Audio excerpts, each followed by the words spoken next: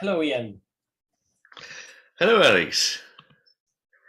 Good to be together again for another session. Yes, I was looking forward to it. Now that we're transitioning from part one to part two of your book. Yes. All right, so should we start with the coda to part one, which will Yes. help us to kind of wrap up and reflect on the journey we've done so far, and then Yes. briefly talk about what's in part two, and then go and address chapter 10, which is the first chapter of part two, which is called What is Truth? Yes. Yes. Yes. Very good. Okay, well, I mean, the coda is short as a coda should be, and I just want to make a couple of points really about why we've been looking at what we've looked at and what the results of our looking might be.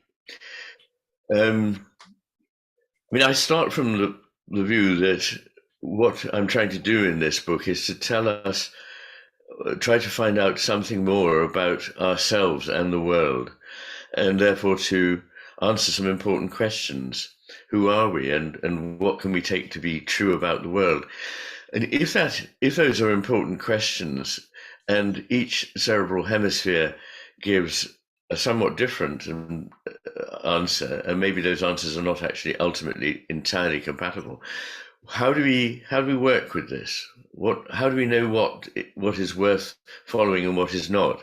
And until this point in philosophy, it's been necessary to say, well, some people have thought like this and some people have thought like that, but there's no particular way in which we can discriminate between them. I think, though, that there is a way in which we can, for the first time, make some decisions about what is likely to be more reliable.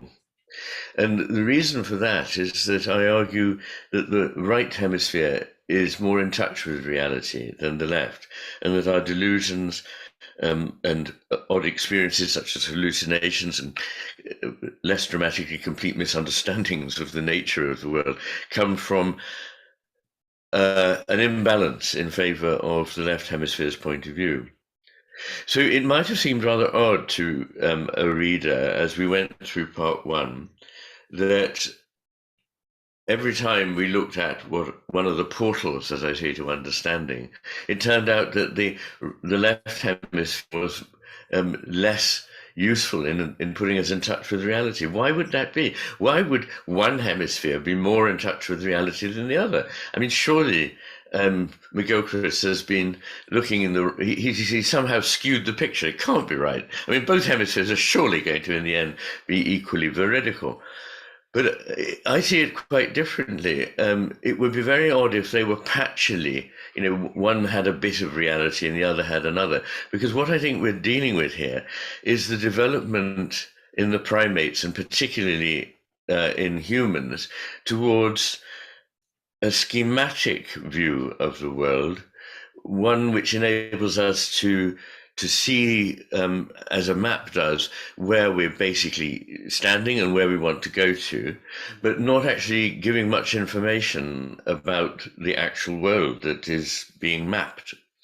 And so, if I'm right that starting with the great apes and then moving to humans, more and more of the brain is concerned with this representation of reality, not with the presence of it, then you would expect there to be one hemisphere that does this more conclusively than the other.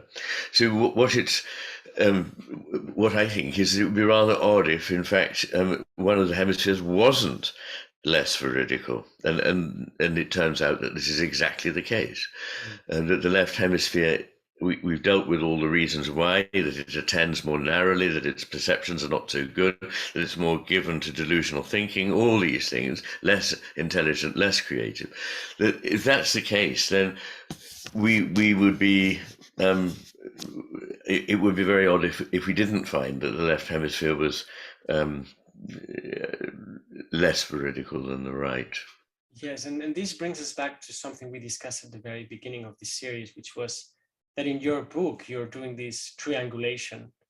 Maybe it's more than three, maybe, but in any case, you're being scientific, but at the same time philosophically informed, and also you're being philosophical, no doubt, but at the same time scientifically and medically informed about these issues. And And maybe now, as we transition to part 2, it's where one could see maybe more explicitly how these different modes of approaching the problem weave into each other more clearly, right? Because as you're saying, part 1 has been a systematic hammering of all these differences and how consistent they are and how stark they are and how extraordinary they are. And with all the time, with these hints of that these extraordinary differences are extraordinarily revealing, as you write, and in a way also a bit worrisome. And now we're going to be talking about what this has to do with truth, which is also, I see it also as a transition. Let me see what you think about it, because you'll be talking about being in touch with reality, making sense of the world. So the world and reality is two big words, if you want.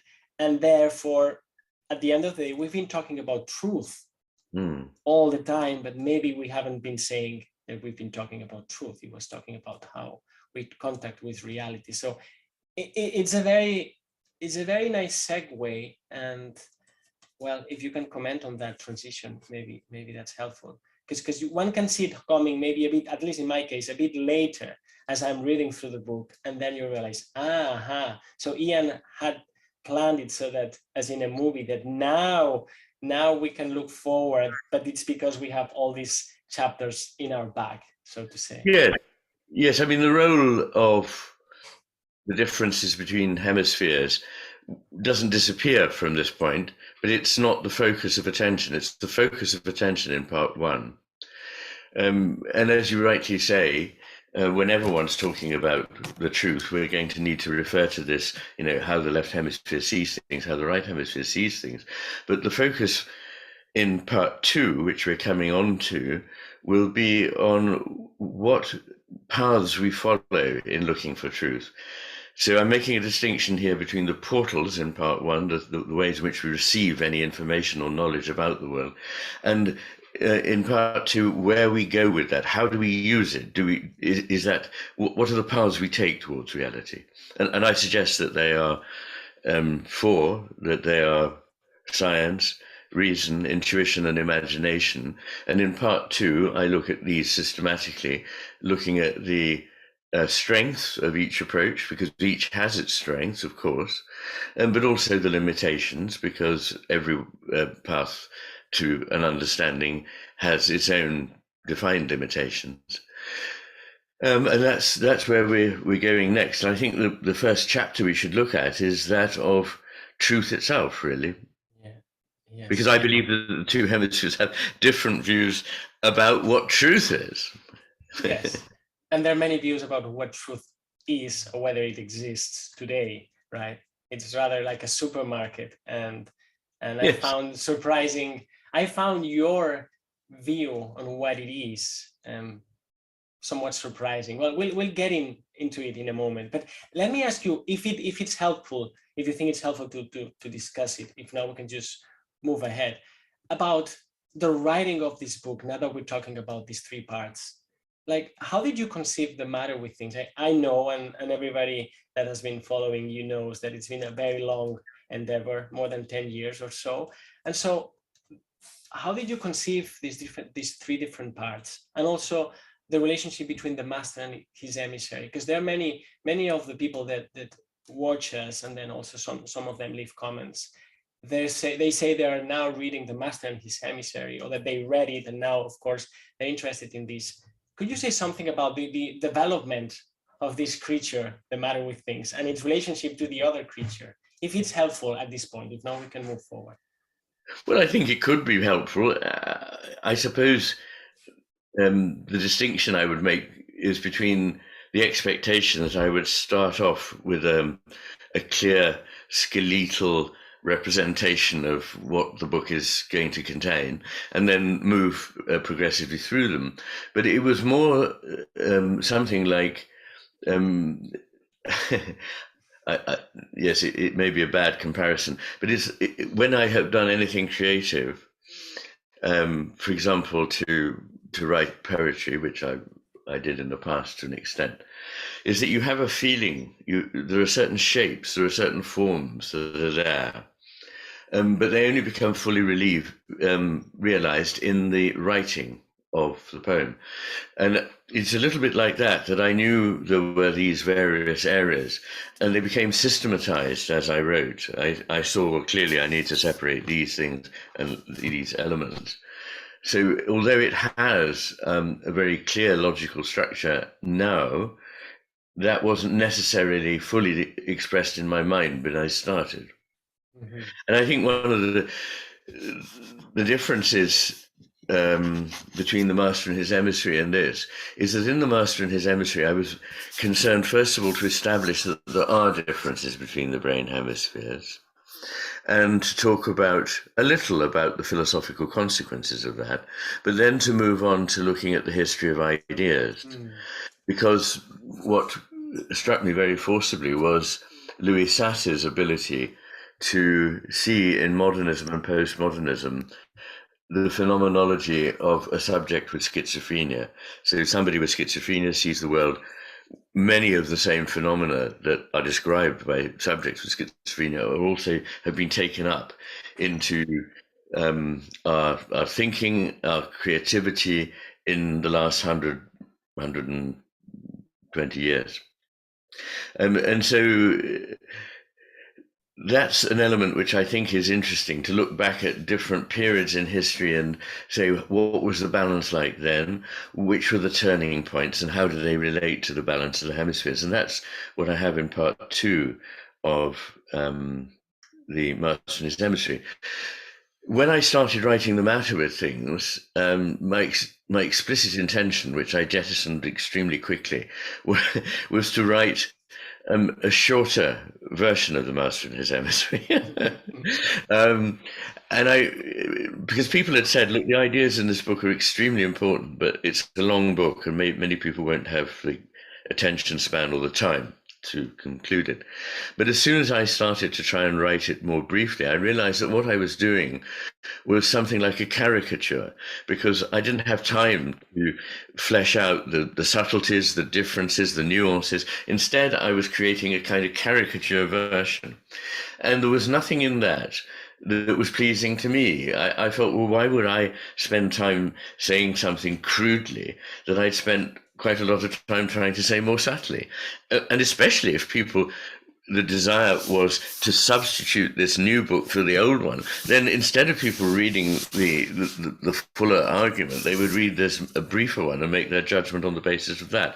So I changed tack, and what seemed to me overwhelmingly important was this philosophical question that any inquiry of a philosophical nature, in any realm, in metaphysics, in ethics, in whatever area, has to take into account the basis on which we're making decisions or projecting our understandings comes from the two different versions of the hemispheres. And then I thought I needed to make a distinction between, as I say, the portals and the paths. That's what we're doing. And then in part 3, to talk about, given all that we've learned up to this point about how to approach the business of what is consciousness, what is time, what is matter, etc. How can we make sense of our ideas on this subject, especially taking into account what the left hemisphere would be likely to say about it and what the right hemisphere might say about it? Yes, and now that you put it in this way, I realize even more how extraordinary an integration of, we could say, the sciences and the humanities you're accomplishing in this book. Because one could say, well, therefore, the Matter with Things is more philosophical than the Master and His Emissary. Well, in any case, yes, you said in the first one, you went into the differences and then the history of ideas. And this is going to get more and more philosophical, but it's not philosophy as some people may think of. It's not academic philosophy. It is also that, but it's really as we'll see, I think, it's an integration where all the time there are all these lines of thought and evidence present from very concrete cases to difficult concepts like relationship or relata and the Trinity and all of that. So it's a very special creature, let me tell you. One doesn't come across, not because we know it's a long book and it's a difficult one and it's a fascinating one, but because of this integration, these threads are going all over themselves, kind of in a triple helix or something like that. And it's a true example of science and humanities and more entangled and moving forth, I think. That's good to hear. Yes, oddly, what are we today? Yes, a couple of days ago, I was in Oxford for an all-day symposium with contributing speakers on the topic of my work, and I ended the day with a formal lecture. And I didn't think there was anything unusual about the lecture, but one of the comments that was made by several people was that it's actually quite difficult to imagine now in Oxford hearing a lecture that covered so much ground, and that dealt both broadly and deeply. And I was rather shocked in a way to hear that, because I didn't think of myself as doing anything very different from what people were doing when I heard them lecture as an undergraduate. But maybe things have changed, or maybe perceptions are different. I don't know. Yes, well, not to dwell here longer because we have a lot to talk about, but maybe it's my bias. But when sometimes you say, well, what are we going to talk about today? And you could say, well, neurology. Then maybe philosophically inclined people go like, okay, I'll wait, not my turn. Oh, what are we going to talk today? Maybe in a few chapters, or it's going to be truth, or it's going to be consciousness, it's going to be matter, the fabric of the universe in terms of space and time. Oh, this is hardcore metaphysics, so maybe neuroscientists should get out of the room. But no, it's like constantly everybody is, of course, invited, but also has something important to Yes. see in what you're writing, I think. Yes, what I might just emphasize is that I think that it has been a disaster that science and philosophy have separated from one another. Scientists paying very little attention to philosophy, and philosophers somehow thinking that if they're going to talk about the nature of reality, science has nothing to contribute. I don't think that's the case. And what I've tried to do in this book is bring science and philosophy together again. Yes, yes. Okay. So is it worthwhile talking about the chapters that make part 2 very briefly, or just name them, or you think we should get into chapter 10? Well, we could talk briefly about them. And we begin with the chapter 10 we're going to talk about now. And then I go into these various paths towards truth, talking about, in the first 3, I talk about science. And I think the first one, I talk about the intrinsic scope of science, the questions it can answer, and the questions it simply can't be asked to answer. So that is philosophical about the nature of science. The second of those chapters, chapter 12, is devoted to the science of life, to what's happened in biology. Because, let me be clear, there's a huge rift between the way in which physicists now think and the way in which biologists still think. And I put it that way because physicists and biologists in the mid-19th century had a very mechanical view of the world. But as time went by, and certainly by the end of the first decade of the 20th century, physicists had to reckon with the fact that they couldn't any longer think in terms of a mechanical universe. Instead, they had to realize that consciousness and matter were very closely related to one another, something that I will talk about very much later in the book. And so I devote that to why we should be very skeptical about a mechanistic model of what effectively is an organism, of any living creature. And the third chapter on science, which is chapter 13, is about some of the things that happen in the institutional business of science, because after all, science is a job as well for many people. It's their daily work, it's their position in an establishment, and the things that can skew science's quest for truth because of that institutional nature. Let me just briefly pause you there and say, look how nice that we're going to get in 3 chapters. I mean, these topics fascinate me and I cannot hide it. I mean, I'm getting very excited. I'll try to refrain myself. But you see, philosophy of science, in a way, in this chapter of science, claims on truth, and then history of science in the sense of what has happened in the last century, so important to know, and the distinction between different disciplines and subdisciplines between them, And then sociology and a bit the sociopolitics of science, because we need to talk about science as an institution. And again, so often, even if you make a good argument for a specific topic with epistemology, or thinking about the object you're studying in neuroscience and so on, the moment you start mentioning things that have to do with the context in which scientists themselves are posing and answering those questions, like, well, enough. I mean, this is not a newspaper where we talk about politics or economics. This is a journal, or this is a scientific lecture, but we must talk about that. So I'm really glad you devoted a chapter on institutional science. Okay, good. Yes. And indeed, there's also an appendix which goes into more detail about certain issues in institutional science, mainly about public science, pronouncements of policy in science, and so forth. Yes, and then we move on to, I think, 3 chapters on reason. And the first one, again, is about the intrinsic strengths and limitations of reason. And in it, I discuss the different things we mean by reason, because it's a slippery word. It's a word that means different things in the ways in which people use it in different contexts. And then I look at what I call, I think, the progeny of reason, which are the things that happen when one applies reason to the world, and certain things split. So an obvious one is between logos and mythos. Another is between abstraction, what happens when things become highly abstracted by reason, and when, on the other hand, one is able to incorporate the embodied into one's discussions of reason. And there are a number of these. I think there are probably about half a dozen, but we'll come to them in due course. And then the third of those chapters is, I think, a welcome break for many people, because I think it's a bit more fun, really, which is the nature of paradox. I've always been very interested in paradox, and I will argue that, in fact, what we call paradoxes are often based on distinctions between the way the world seems to the left hemisphere and the way the world seems to the right hemisphere. So I look at, I think, some 25 or 30 known familiar paradoxes in philosophy, and look at them through this lens of how can we understand what's happening here, this conflict.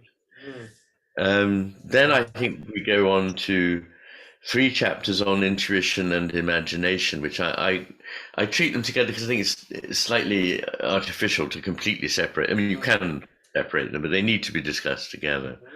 And here again, I'm looking at the strengths and the limitations of intuition, and I'm looking at the ways in which we now misunderstand intuition. In chapter 18, there's been, I think, a motivated attack on intuition in our time. We've heard a lot from academics about how we shouldn't trust our reason, and it's now gone into our intuition, and that's now gone into popular culture. That somehow there's something wrong with intuition and it will mislead you. I will obviously deal with that when we get to it, but that's very, very much a partial truth, and it's a very small truth compared with what intuition can do for us. And then the last chapter of part 2, which is on imagination, largely. I'm trying to help people understand that imagination is not fantasy that takes us away from reality, but is a faculty whereby we, for the first time, stand a chance of entering into the being of something else and understanding it. Wow. So that's the road ahead. And that's just part 2 of the 3 that the book has, you see. Okay, so what a wonderful, gorgeous landscape lays ahead. All right, thank you for that. Let's move to chapter 10 then. Entitled, What is Truth? Question mark. Yes. So, yes. What is truth? Well, I do briefly look at many of the competing ways in which people have thought about what truth might be, but it might be best to start from a couple of observations that will help make sense of the direction of the chapter.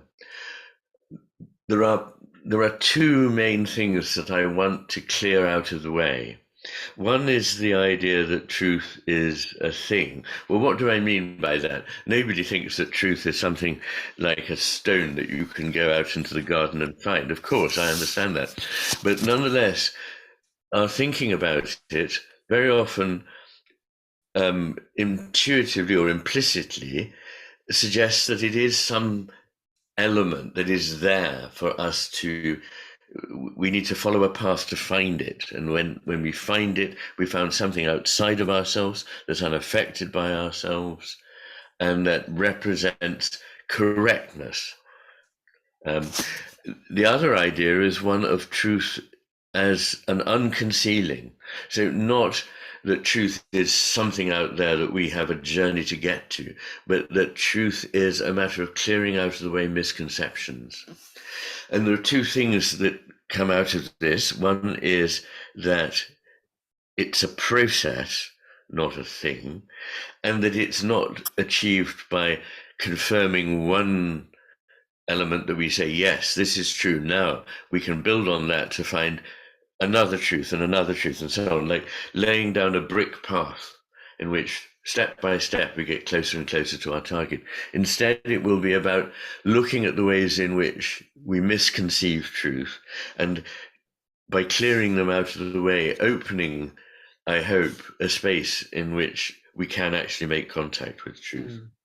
This intuitively feels right to me, but I acknowledge that I need all of these different ways in which you're conveying this idea, and they're useful, and we'll go through them, right? Because you're going to talk about in this chapter about specific words and do a little bit of what I call healing the language. And as you said, not to just make them mean what they don't mean, but actually to reveal what they always meant.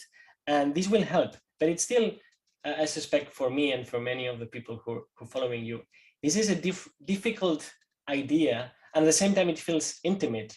That truth is not that thing out there that somehow one discovers by removing a veil on it, but it has more this relational aspect that you always emphasize. So and you always talk about the encounter with reality. It's one of my favorite words you use, the word encounter. So tell us a bit more about that. So true. So, and who is, because maybe this is a very stupid question, but one may ask, but who is encountering whom here, right? In this encounter with reality. No, it's an extremely good question. And of course, I can't answer, I can answer about who is doing the encountering, but it's difficult to know who or what it is one's encountering, because of course that is exactly what we are trying to find out on this journey. We start from, or I start from, the view that there is something other than the contents of my mind, that there is a mind-independent reality to the extent that it's not already internalized in my awareness.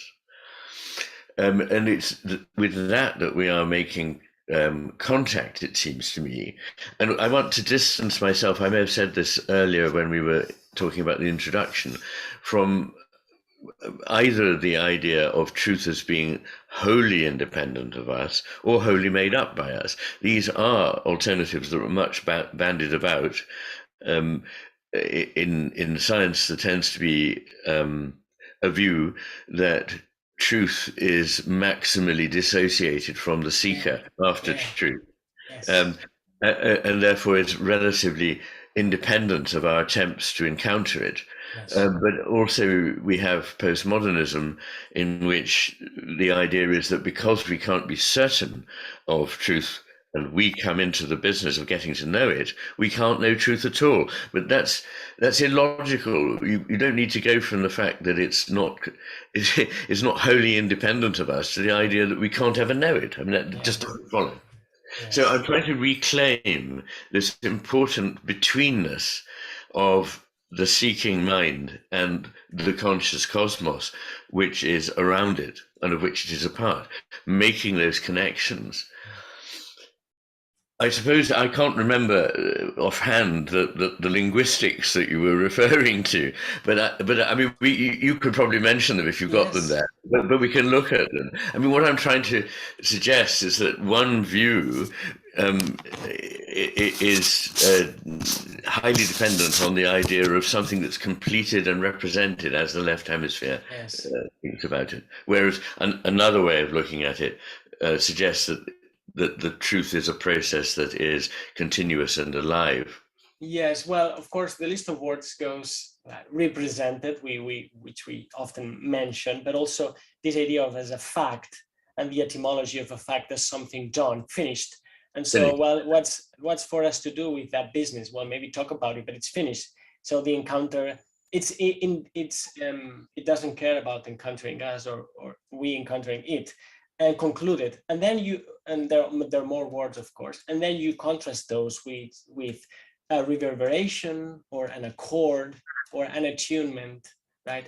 All these subtle words about, in a way, modes of relation, right? And of course, you coin a new word, perhaps like the presencing, right? Like, well, is it right? So this way, not represented, but not presence when one presents something, but you use a special word for that, which Yes, doesn't I mean, exist in the English language, so that it's not so passive. Again, seeking this fine line between happening to us or doing it all ourselves, like something in the middle.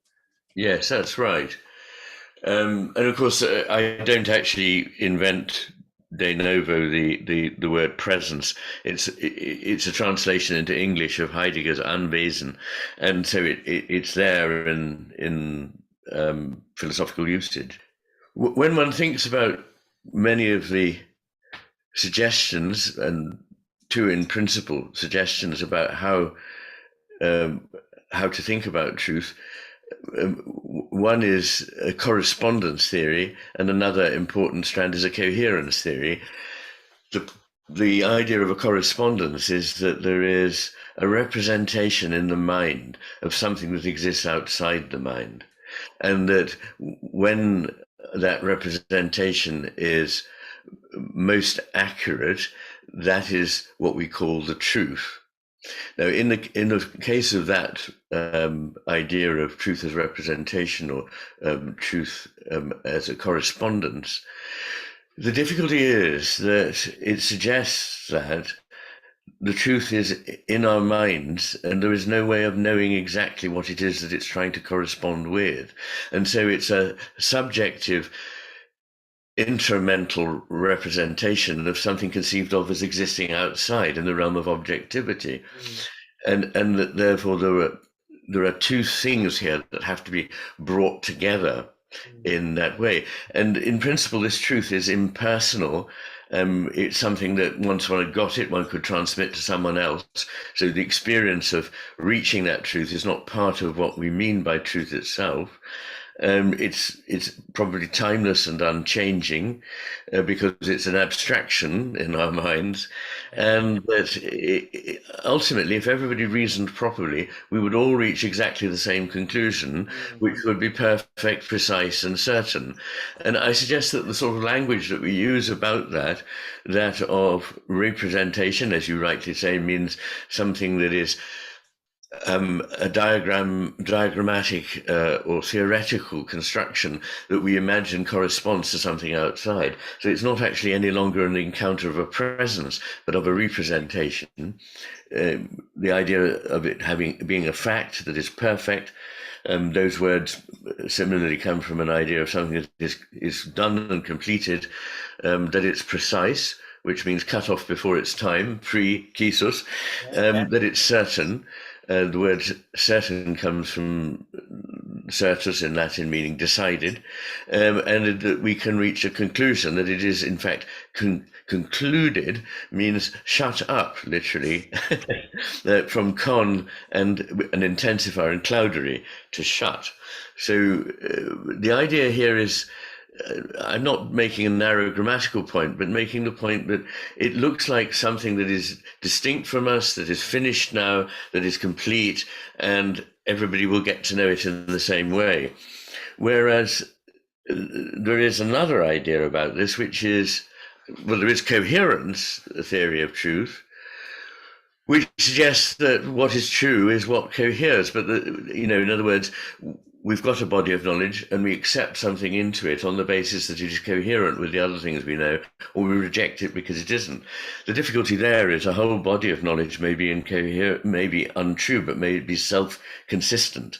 And I think that's something we find ourselves in now, because once you've decided that the world is a mechanism, then you can assert a whole lot of other things that are coherent with the idea of being a mechanism, but that doesn't in itself prove that what you're dealing with is a mechanism. So we need to get somewhere beyond either the idea of correspondence or of cohesion.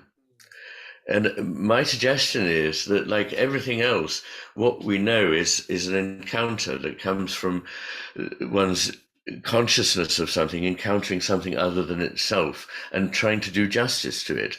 And in doing so, it tries to answer to something. It has an accord with something. It's in attunement with something. And this is a different kind of way of thinking of truth as a relationship. And I think that's the important point. Neither the highly realist point of view that truth is just something out there, nor the idea of truth being just something in here, suggests its nature as a relationship. Instead, it suggests it's a thing. And it's that I'm trying to get away from. Mm. And as you're describing these different views, I cannot help but think about modes of relationship, right? If we're imagining us relating to another person for a moment, we can think of an object, but objects are also affordances in a way, but of another person as truth. The truth as correspondence sounds like a kind of a compulsory, but rather impossible relationship. It's like, it's right there, out there, and you need to figure it out, but you can never really figure it out because it's out there, but you must do so because that's your notion of what truth is. So it's a very strange, it would be a very kind of strange relation you would have with another person if that person was truth. Now, for coherence, it's also in a way instructive to think of it in terms of a relation to another person, because it will be like cult-like. I mean, everything is great, but you never realize that there's a world beyond that little world you made up and you live so comfortable with. Especially because we know from having discussed previous chapters that attention and observation and looking is not, it also depends on what you're expecting to see, right? So perhaps as I was saying at the beginning, the more I read about these things you wrote, and as we're discussing them now, I think my sense is cleared up in these types of relationships that we could have with things, people, animals, the universe, and truth, meaning in a kind of a cosmic scale here. Yes, what seems to be needed is a genuine attempt to be aware of and to understand on its own terms something else. Mm-hmm. The idea of truth as a relationship, you helpfully take that into the realm of human relations. And the word truth in English is related to the word troth, which was a pledge of allegiance or fidelity to somebody or something. And the root of true in English is also the same as the root of trust. So it's not a certainty that we've established. It's entering into a relationship which, if it has truth and both parties can connect, will lead to something that evolves and helps guide us in our experience of life. Ultimately, the test of truth is the pragmatic one of whether or not we're caught out by experience if we hold these beliefs. The idea, William James's idea, is that we might have a false belief, and for a long time we would get on fine with it because it was consistent with other false beliefs. But sooner or later, reality would not answer to this at all. We'd be, in a sense, caught out by our own idea of truth. Whereas the idea of the pragmatist idea of truth is of something that stands the test of experience. Yes, and it's a good, it's a good thing you brought in, apropos to my comment on relating to people, this point you make in the chapter about trust. And also you make a comment that magnifies it to the level of a civilization, right? You say something like, well, the end of truth and also the end of trust, it's in a way the end of civilization, because we need those. We very definitely do, and those are deep issues that concern the current world very closely. Yeah. Because there is a decay of trust and trustworthiness in modern society, and we see what is now called an era of post-truth, in which truth is travestied in politics, but also in the universities, where truth must accord with certain ideas that are now apparently not open to question. When that happens, we're into tyranny, when you can't question a point of view. So whatever truth is, it's not final, but it's not just anything. It's something that stands the test of experience. And again, the idea of belief comes into this, because ultimately what we mean by truth is things that we believe to be true. We can't get any further than that. But belief is also from a root meaning love. So it's something that makes an act of trust in something else, that it's something that is reasonable to trust and that one can place one's faith in. So again, it's a never-ceasing reverberative relationship in which, as it were, our ideas are tested out on reality, and reality that we see is shaped by our ideas about it. This is a kind of reverberative relationship rather than a static one of having found out the exact truth. I think people may worry, though, that somehow this means we can never be objective. And I want to save or salvage the idea of objectivity without it meaning a very strange way of encountering reality in which we pretend that nothing of us is actually involved in it. I mean, that is in itself a false idea. There is no way in which we can encounter anything without ourselves coming into that encounter. Yeah, that's very well put, and very simply put, and compelling. Yes, but that doesn't mean that we can't be careful with our approaches to reality.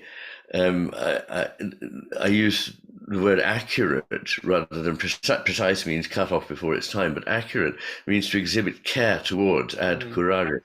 And what's good there is the idea that we're constantly doing our best to be honorable, to be faithful, to be true to experience, rather than substituting an idea, a theory that we have, which is really not borne out by experience. But what can we salvage of objectivity? First of all, as I say, we can't remove ourselves completely from the encounter. And secondly, there's no reason to privilege a certain very strange kind of encounter in which we're as highly as possible removed from what it is we're encountering. Why would that necessarily give us a better idea of something than being somewhat engaged with it? So what I like to suggest is that, once again, it's a matter of bringing together different encounters. So one way we can look at objectivity is to look at whatever it is we're trying to assess from as many different angles as possible. When other people have a point of view on it, to inhabit that point of view for a while, and to bring together, therefore, the illuminations that will come from different approaches. And the more that one's able to bring those together, and the more that it seems to encompass in its response, the truer we can say it is. Yes, and you have this line, I'm not quoting it, but you say something that's beautiful. You say objectivity is honorable in its striving. So in that way, you don't kick it out, of course, it's honorable, but it's a mistaken concept. And so as you're asking about, well, what can we save? I would also ask, where does this striving for objectivity come from, right? As if we were doing kind of psychoanalysis on the history of ideas, right? And on the one hand, I can see that there's this, one may appreciate something that's intersubjective. That's good, because to me, I like to think of objectivity as intersubjectivity in the limit, where this intersubjectivity is very stable across time and across people. So that's a good thing. We want that, otherwise. But then it also has its pitfalls. And I was reading Umberto Maturana the other day, and he has these writings about objectivity, and you also asked this question about its coercive force. And it sounds like as if arguments, which academics love, were a way of forcing people to accept conclusions and positions on the world.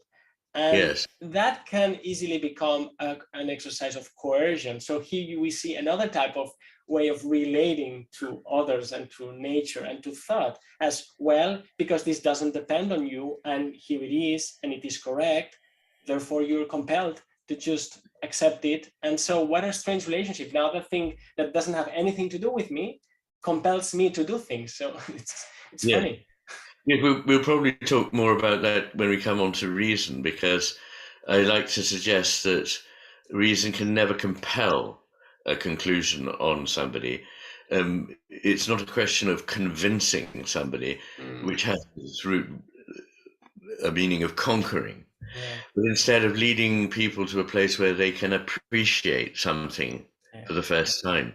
And that has its root in the idea of value, pretium, something that one values, rather than vincery, a conquest. So, I make distinctions throughout the book between the idea of being pushed from behind, compelled towards a conclusion, down like something that's being shunted, but down a railway line from behind, and the idea of something that comes into being through an attractive force from in front. So instead of being compelled from behind, being drawn towards something from in front. That something may not be entirely clear at the beginning of this process, but in the business of having a relationship with it, with testing it out, with allowing it to reverberate, as I say, to be this two-way between us, it can come, we can get a clearer and clearer idea of what it is. You said, though, I wonder where this idea of the clinically detached objective comes from. And I think it arises with Descartes in the Cartesian separation of mind from matter. Because once you've decided that, then you've forfeited the possibility that mind and matter are continuous with one another. The mind is somehow separate from matter and has to be, as it were, kept out of the picture in order to be able to understand the matter. So I think that since the 17th century, this idea has been promulgated, that there is something that is completely separate from our minds that our minds need to know. And what I'm trying to say, and I'm sorry, I've probably said this before, but it's an important point, is that just because we contribute with our mind inevitably towards this encounter, it doesn't invalidate it.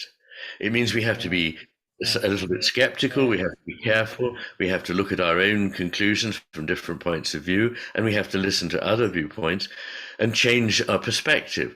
But that's not the same as trying to do away with any human element at all, because if we do that, we do something that is just a very special value-driven way of approaching reality, one in which we bring all our human faculties to the minimum and use only a certain kind of rather sterile logic to approach that reality. Yes, it's difficult, but I see what you mean. There's this idea that if I contribute, there's a taint I bring to it. And no, I should be like a paranoid cleaning in a scene room, cleaning everything so that there's nothing of me there. But of course, that's impossible and unhealthy. Yes, but difficult at the same time to do it in a way that's not fooling ourselves. So I think that's why you're walking this fine, difficult line between dogmatism and between, well, anything goes. Yes, but what I'd say about that is it's not a sort of midpoint of them. It's not like a kind of compromised position. It's a quite separate position. I mean, unfortunately, our thinking is driven largely by the idea of a linear structure in which there are opposites at either end, and we can find some kind of flabby, ill thought through compromised position in the middle. But that's not what I'm saying. Again, the best image here is that of a taut string, of a string that is pulled taut, as in a bow, and or as in a lyre. Here I'm using the images of Heraclitus, of course. But the point that he's making is that the position of betweenness that takes both these opposites together is not the same as a compromised position in the middle, which doesn't really embrace either of them. Yes. That would be the equivalent of allowing the string of the bow or the string of the lyre to go completely slack. And if it did, there would be no note, there would be no flying arrow. It's from holding together these opposed positions, not neglecting either of them. It's a very living and very energetic and very vibrant business. It's not somehow a lifeless, eviscerated kind of version of truth in which it's somewhere in the middle, kind of a fudge. And just to give a homely, everyday image, I sometimes say to make a good apple pie, you don't want bland apples. What you want is tart apples, but plenty of honey. And it's the holding together of those two opposites that makes it delicious. Yeah. Yes, or like splitting a ball between two siblings, right? Half in half. I mean, that's not the compromise we want to get, right? No, it is not. I see. And as you were mentioning the card, we know about forced marriages, but that sounded to me like a forced divorce, right? A forced divorce that founded a lot of our thinking, and we're trying to bring together in a way. That's a lovely idea, Alex. I never thought about that, but it's true. It's a sort of compulsion to separate things that can never properly be separated. Once you have ultimately separated them, neither of the constituents that have been separated is any longer the same as what they were when they were in a kind of relationship with one another. This is the point. The way in which we think is to analyze, which means taking things out of the context in which alone they have meaning. So to come back to truth, what I'm trying to suggest is that truth doesn't exist in this way by analyzing the different elements that go into a truthful relationship. It's in the whole relationship. And the fact that it is a relationship that involves us doesn't let us off the hook of trying to be honorable to this relationship. In fact, it imposes on us the obligation maximally to honor that relationship, not abuse it, and to do our best to see the other for what it really is. Yeah, what a metaphysical / ecological way of looking at things, Ian. Yeah, it's very ecological, what you're saying.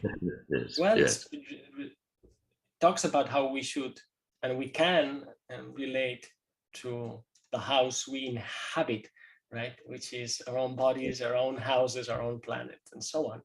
Yes.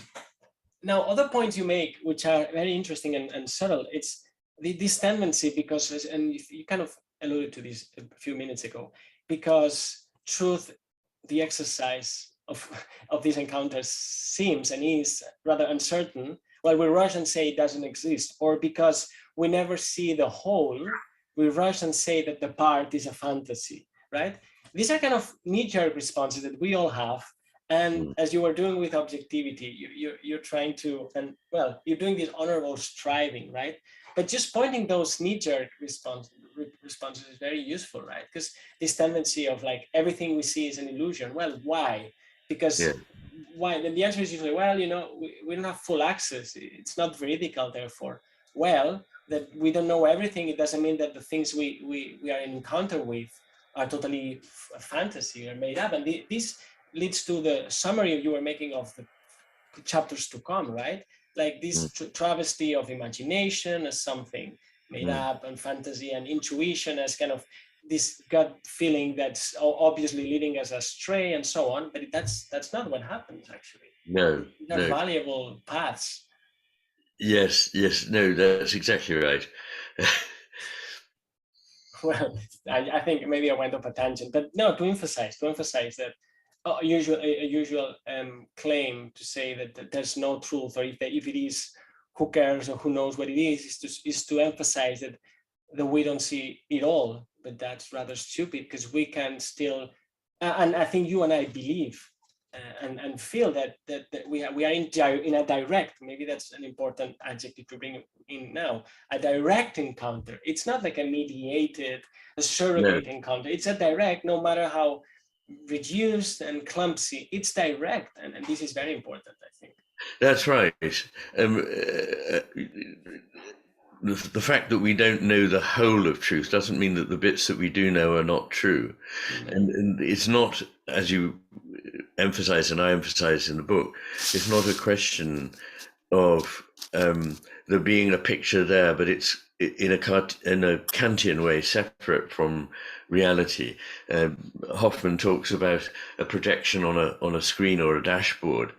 But this is the left hemisphere's way of trying to understand experience, because it's not in direct contact with experience.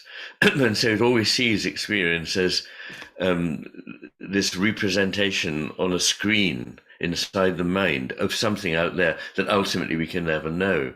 And one of the thrusts of this book, The Matter with Things, is to get away from that, to the idea that although our ability to understand and see everything is only very partial, the parts that we do see are nonetheless real, and we are really in contact with them. But when we see and with our senses we apprehend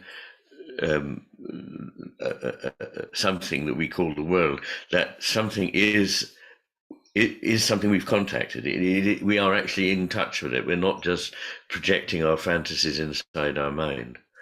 So, and that I think that's helped by this hemisphere distinction, because the right hemisphere, as it were, is trying all the time to accept that things that experiences may not be the same as what we've already got in our mind. It's the one that says this is actually new, it's different, it's unique, it's not the same as what we were previously thinking. So in a way, it's creative, it enables innovation, it enables paradigms to shift and to change, but it's also the one that keeps us in contact with and roots us in a reality through its much greater veridicality. The left hemisphere, meanwhile, is dealing with its map, with its theory, its abstractions, and says, well, at the end of the day, I don't think they've really got much in touch with reality. They're just our internal version. And that, at the moment, sadly, is what is a popular model of what our consciousness is like.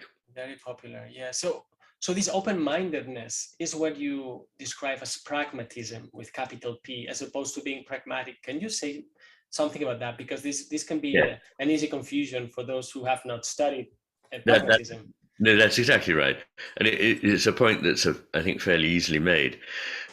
Pragmatism, with a capital P, is a movement in philosophy, and the main figures in that movement are probably C.S. Peirce, the mathematician, logician, and philosopher, William James, who almost founded the whole business of psychology, and John Dewey. And what they are suggesting is, as I say, that the test of something being true is that it answers to experience maximally well. So compared with alternatives, it seems to answer to our experience of the world better than other things. Pragmatism with a small p would just be believing whatever is convenient. And as I say in the book, that's not a good test at all of truth, because it depends on one's purposes and the context in which one's looking. And I use the example that, thinking of humans as machines is, it doesn't add up from, we'll come on to that when in probably chapter 12 particularly, doesn't work when describing the existence and behavior of organisms. But nonetheless, it works perfectly well if your purpose is to annihilate a people, take them to the gas chamber. Then treating them as machines works, but it's untrue. So that's the distinction. It's not just whatever happens to work for you, but it's something that is maximally responsive to reality. and that's not a hard and fast criterion. People may say, well, yes, I know, but that may be well, but it doesn't give us any certainty. But my response to that is, yes, but nothing gives us certainty. Yes. It's an illusion that other ways of thinking of truth bring us certainty. They don't. They just give us a very partial revelation of something about the world. So that's true of every way in which we think of truth. What we need Yes. to do, though, is to choose the one that serves us best in our encounter with Well, reality. trust itself, to me, sounds like a kind of elevated certainty, right?